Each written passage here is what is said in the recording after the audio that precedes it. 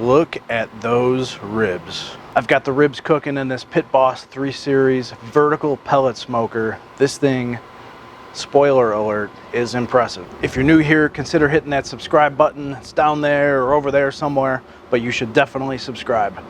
And this video is sponsored by Pit Boss, and I'm so glad that it is, because I'm gonna get to show you how I cook the ribs. I'm gonna unbox this smoker, put it together, show you everything all in one video. And I really wanted to get this out before Father's Day because I think this would make a killer Father's Day gift.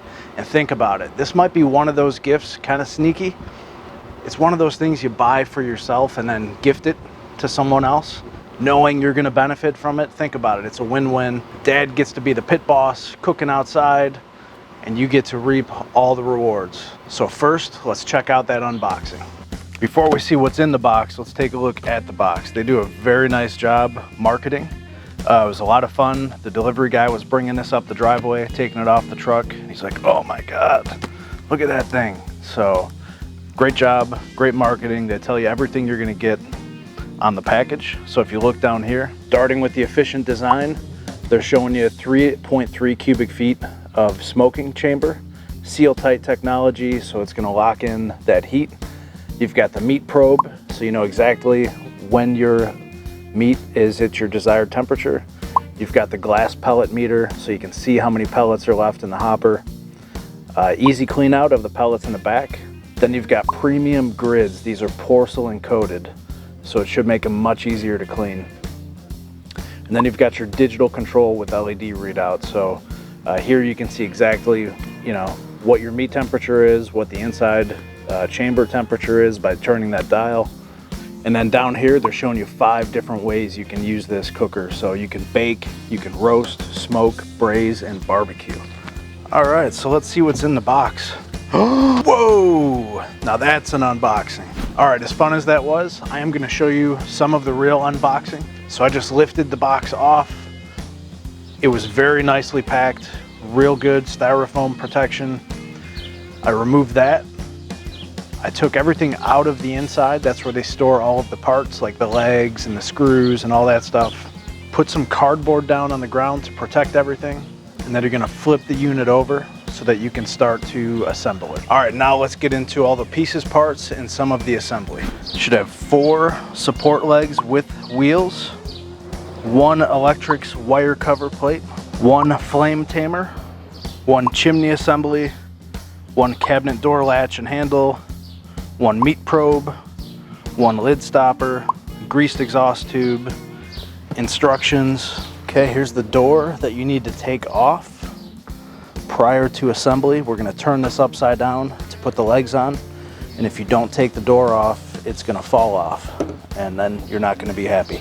Okay, you get 4 cooking grids. There should be 10 cooking grid support brackets, 1 water pan, 2 support panels, 1 heat shield, 1 package of fastening hardware, power cord bracket, support bracket, grease tray if I didn't already say that, and then of course your main cooking chamber with control panel. All right, and then the only tools you should need is a Phillips screwdriver and a level. I'm not gonna show you the whole thing on how to put this together. Pit Boss has a really cool YouTube channel page with lots of great resources, including how to build this. Really good instructions, which I'm gonna follow as well. But I will show probably just a couple of the steps for you. So you can see I've got the unit flipped upside down, and you're gonna put the legs on, and it's nice because they label them for you. So if you have the unit upside down and you're at the rear of it, this would be the right rear. All right, so we'll get those screwed on.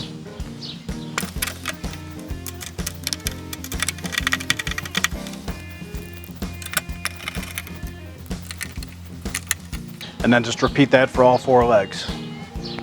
All right, so I got everything on the bottom put together. That probably took me roughly 25 minutes. Just a little pointer. Don't tighten the screws on the legs all the way until you're completely done with everything on the bottom. Otherwise, you're gonna have to loosen it up, trying to get the different brackets in. Little pro tip there. I'm gonna wind up this cord and flip it over and go on to the next step. All right, here it is in the upright position. It really rolls nice. I like those casters on there. They seem to be good quality. Let me show you a couple things on the inside real quick. Right here is your grease drip. So there's a little tube and a tray that pulls out, which I'll show you later. That's where the grease is gonna go. This is your burn pot. If you look at the very bottom of the pot, that's gonna be your igniter rod. Just above that is the auger that's gonna feed the pellets in. And then you've got all these holes in the burn pot, which are gonna feed oxygen for your fire. Here's that grease tray that I talked about a moment ago. Slides right in. All right, so the next step and the first step, once you have it all flipped back over again, it says here, attaching the hopper clean out doorknob. So that doorknob is located in your hardware pack. So we'll get that out and put that on real quick. And that's this part here. Spring loaded, which is nice, I like that. And it's as simple as taking this little knob and giving it a few turns. And there we go. Okay, so next you're gonna mount the back handle. This is used to maneuver the cart around. You could also probably hang your misting bottles back here. So we'll put these 4 screws in.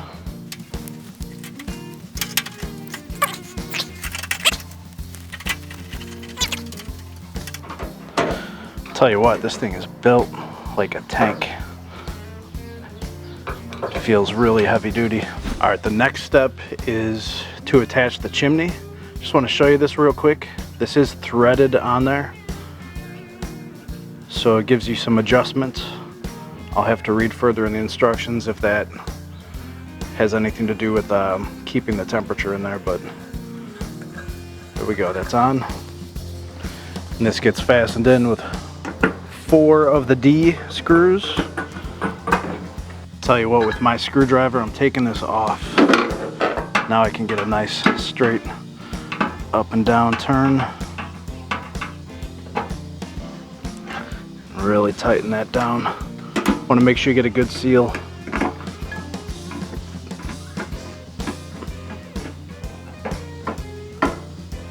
All right, the next step is to mount the door back. You'll notice these hinges, there's a peg here, and on the bottom, just line it up and drop it back into place. Okay, then you're gonna mount your door handle and latch. Then you put in your cooking grid supports. Insert your flame tamer.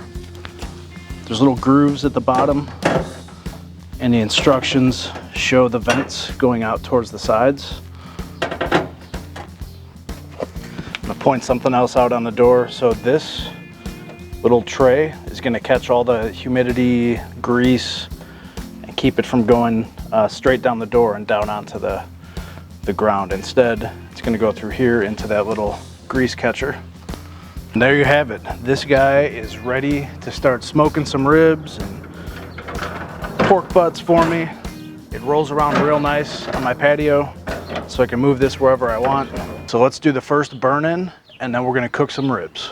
So now we gotta do the burn-in process. This is really important. You wanna get rid of any manufacturing oil or debris. I noticed there was little tiny pieces of styrofoam in there that I couldn't quite get all of it out of there. So you're gonna burn this in for about 30 to 45 minutes, and we're gonna talk about how to do that. But before you do, you have to prime it. So here's how you prime it. You lift the lid of the hopper, and you look down, and just make sure there's nothing in the bottom of that hopper that could potentially get in the auger and bind it up. So you see everything's nice and clear down there, so that's good. Then you wanna get everything out of the cabinet, plug it in. You're gonna turn the power on. We can hear the fan blowing. You want your dial to be set on smoke. Put your hand above, see if you feel any air coming out, which I do. And then you want to see if that auger's turning. I don't know if you guys can see it, but it is turning. And then after about a minute, you should be able to smell that igniter rod heating up. And I can feel some heat coming off of here. So at this point, we can shut the unit off. And now we can fill up the hopper with the wood pellets. I'm using the competition blend. So let's get this in there.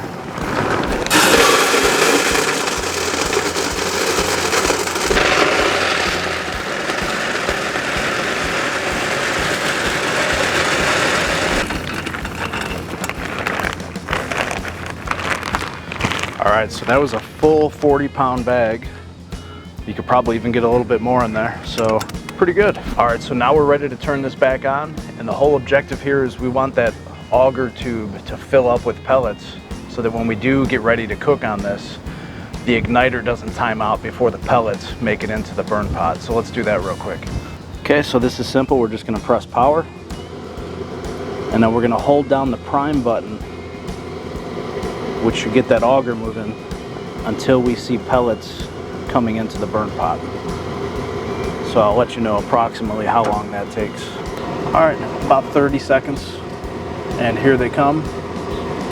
So they're gonna start to fall down there. We'll let a small pile get in there and start burning. All right, so we got smoke and a little bit of a flame. So at this point you could shut the unit down and it's primed. But I'm gonna burn this in, so here's what we're gonna do. Heat deflector's going on. Water pan. All of the grids. Close the door.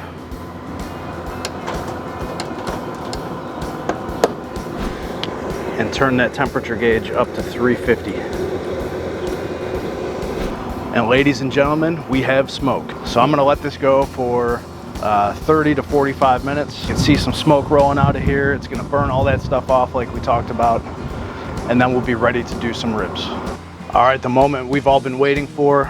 Let's cook some ribs, put this guy to the test. Is it all marketing or does this thing really work? We're gonna find out. So for these St. Louis style ribs, I trimmed them up a little bit. There was kind of a lot of fat on them, so I cut the fat off. Then you have the flaps on the ends that are really thin, and those will cook much faster than the ribs will, so I cut those off. And we'll use that for something else. And then we're gonna apply our rub. So this is a really good rub. It's a sweet heat kind of profile.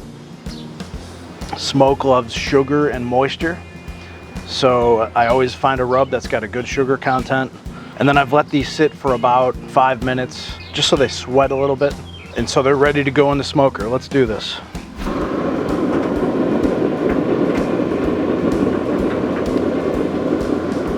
That guy goes in. And we'll pull this one out.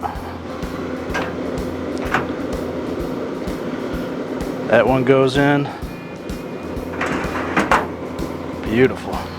So let's look at this one more time. You really could get, if I were a little more careful, you could get 2 racks, full racks of ribs, the way I've trimmed these, per shelf. So we could do 2, 4, 6, 8 racks of ribs, which is very nice. And because this is my first cook using this thing, I am gonna do a separate temperature probe just to monitor the inside of the chamber. It's like any other cooker. The weather can impact the temperature inside, and so I just want to see how true the temperature is compared to what the dial is set at. All right, so it's been 1 hour. I'm getting ready to spritz the ribs, but I want to talk about the temperature real quick. So on my little app here, I don't know if you guys can see that, it's at 227, and if I come down here, we're at 225. So the temperature is held up great. I'm really impressed. You will see a spike. So I've been monitoring this for the last hour. It does spike when that auger feeds in another big batch of pellets. Other than that, then it calms back down. I'm totally cool with that. To be within a couple degrees of what the display says down there, that's awesome. So let's check out these ribs after 1 hour. Let's open her up. Windy day today. Beautiful, nice color. They're a little dried out, so we're gonna spritz. This is a 5-to-1 water apple cider vinegar mixture. So just keep those nice and moist. You want to do that because you'll get a better smoke. Get the second rack here.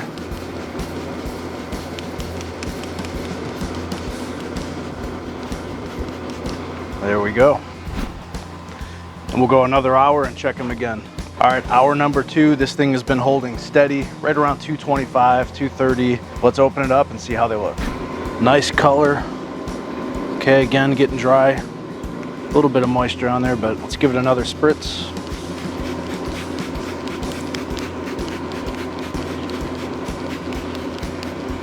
Same thing with this rack.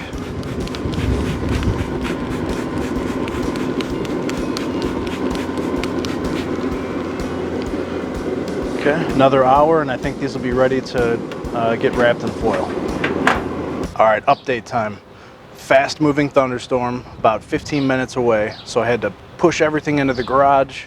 Kind of a bummer, but at the same time, I'm gonna get to talk about this, so don't leave your unit outside in the rain. You have those electrical components that if they get wet, you could ruin them. And then, I don't know if you guys have ever seen what happens to wood pellets when they get wet, but they kind of expand and turn to mush.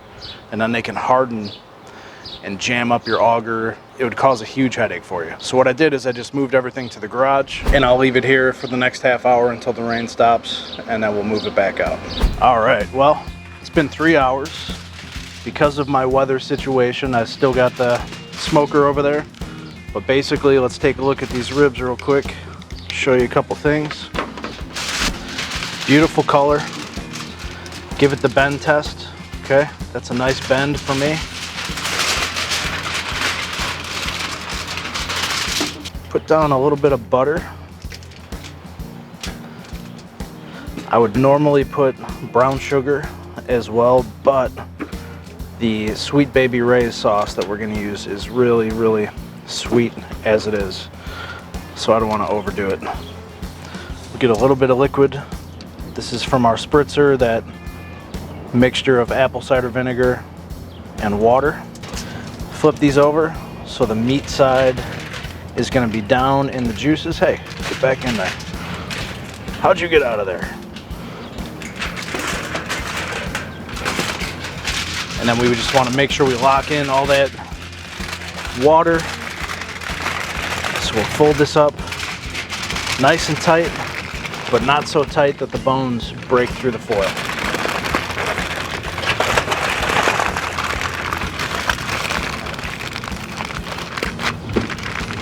And they're gonna go back in the smoker just like this for 2 hours. And I'll do the same thing to the other rack of ribs. All right, we're getting into the last hour of our cook. This smoker has been an absolute dream. The enjoyment factor on this smoker is a 10. Not a whole lot for me to do. Open the door once an hour, spritz my ribs, close it, and that's it. So let's get the ribs out of the foil. We'll get some sauce on them, put them back in for the last hour, and then we'll eat. All right, carefully open these up.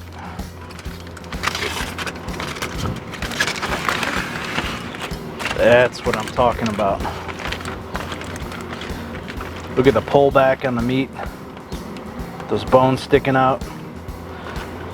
And this isn't, they're not so tender right now that the bones are gonna just fall out of there, which is good.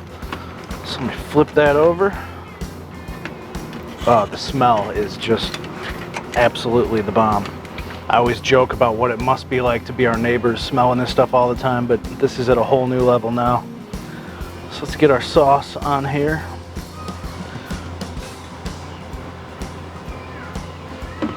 Nice generous coating. And then we're gonna brush it on like so. And I don't like to do too much, to be honest with you. So let's get this back in the smoker, just like that. Do the same thing with the other. And we'll come back in an hour to try these out. I can't wait. All right, the time has finally come. Look at these. It's just a fantastic pull away from the bone. Let's cut this guy, say right about here.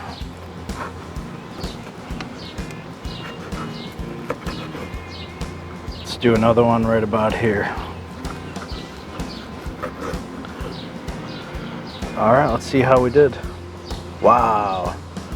Make sure that's not sauce. Yeah. Look at that. I don't know if you can see that. Do you guys see that smoke ring on there? Beautiful pink smoke ring. I thought it was the sauce at first. Let me get a bite of this. Here we go.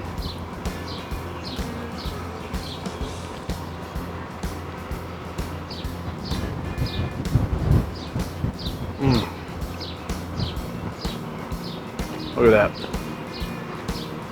Perfectly tender, but isn't gonna fall on the floor off the bone on somebody. It's just right there on the cusp. So, so good. Let me get another bite.